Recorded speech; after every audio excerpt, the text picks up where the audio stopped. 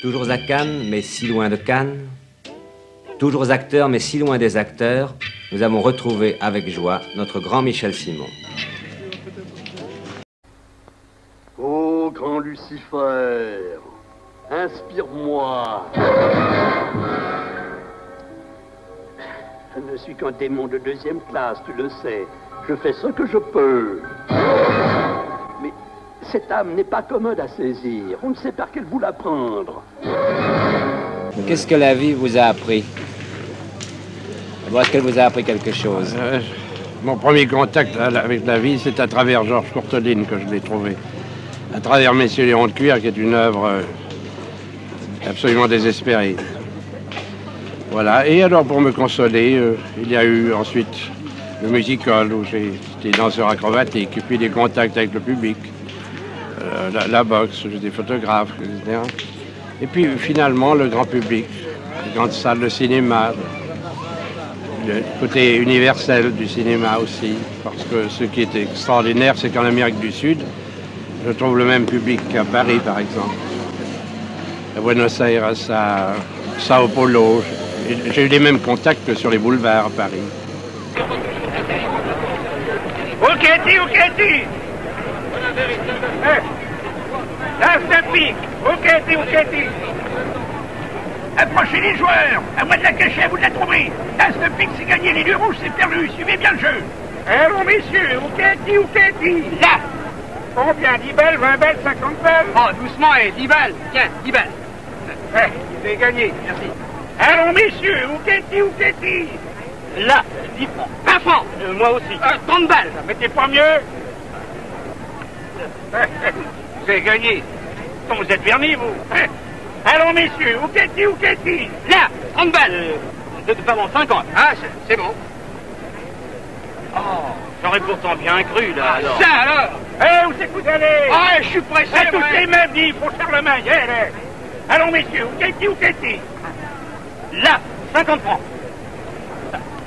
Ah, c'est formidable tout de même. Alors là, j'aurais bien cru qu'il était là, moi. Allons, messieurs, Uketi. Celui qui met le doigt sur la pique a gagné. Allons, monsieur, dame, Uketi. Là, 100 balles. 200. 250. 500. 500. Alors, il s'agit d'éclairer. Allez, montrez votre oseille. Je viens pas être marron, moi. Allez, montrez le fric. Vous avez vu ça?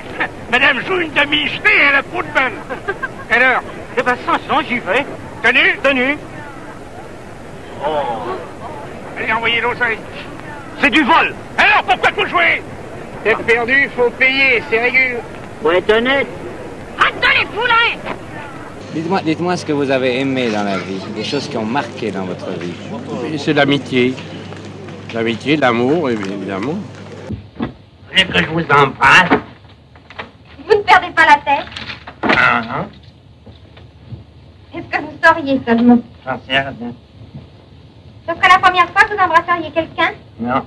Avant, j'avais un chien. Un chien? Il m'embrassait, lui. Et vous léchez? Oui, il me léchait. Et vous? Vous l'embrassiez? Oui. Et ça vous faisait plaisir? Vous voulez m'embrasser, vous? Qu'est-ce qu'il est devenu, votre chien? Oh, je sais pas, il est parti. Vous deviez mal l'embrasser. Non, je l'embrassais bien. Vous voulez m'embrasser, vous? J'aime pas les hommes qui ont de la barbe. Vous voulez que je la coupe? Oui, coupez-la. Ça va peut-être en faire rigoler quelques-uns, mais j'ai connu ça aussi. Et l'amitié des bêtes. C'est ce qu'il y a peut-être de plus authentique sur cette planète. C'est l'amitié, les contacts que vous avez avec un chien malheureux que vous recueillez, par exemple. Comme mon pauvre petit Bobby, que j'ai perdu il y a 1 an et demi, que j'avais recueilli à Milan. C'est un chien perdu. Et on se bagarrait beaucoup les premiers jours. Et puis, ça a été la grande amitié, le grand amour. Oui. Le grand amour, oui.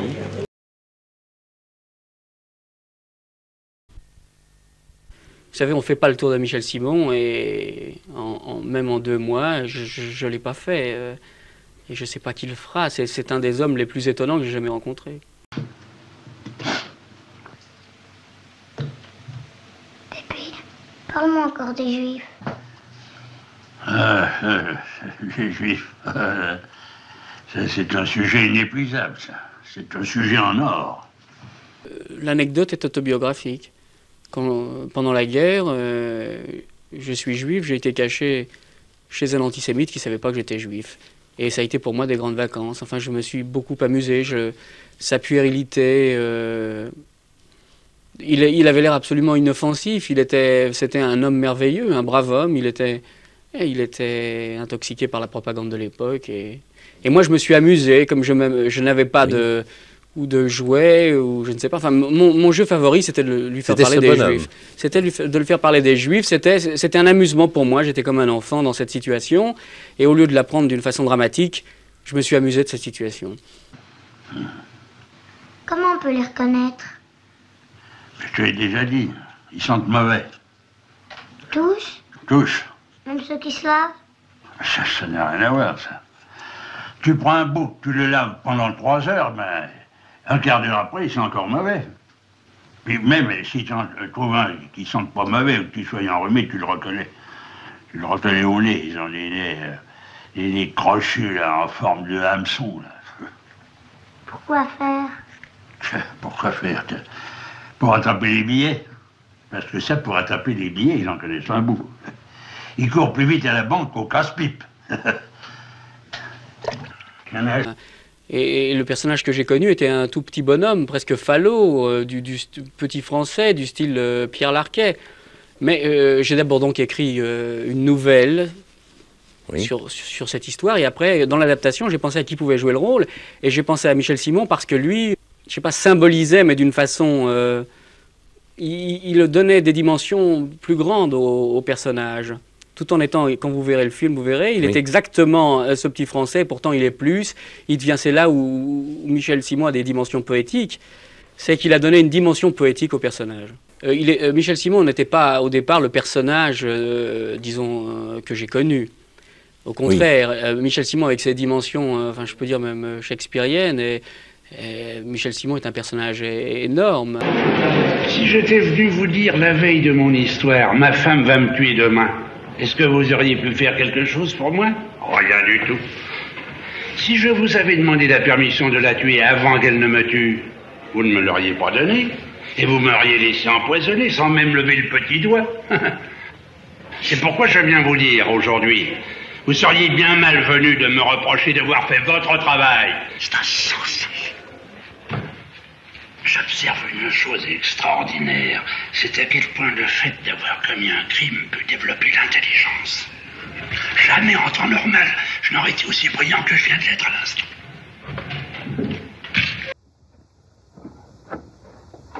Pour moi, cette mécanique marchait. Elle disparaît un peu. D'ailleurs, j'ai bien cru que ça y était. Là encore que je bricole dessus.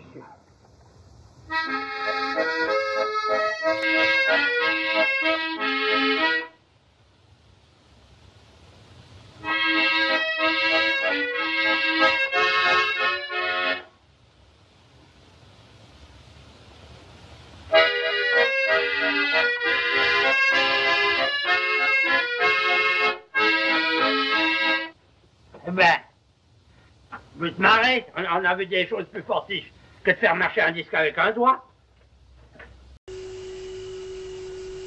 D'avoir vécu le cul dans l'herbe tendre et d'avoir su m'étendre quand j'étais amoureux. J'aurais vécu obscur et sans esclandre en gardant le cœur tendre le long des jours heureux. Pour faire des vieux os, faut y aller mollo, pas abuser de rien pour aller loin. Pas se casser le cul, savoir se fendre de quelques baisers tendres sous un coin de ciel bleu.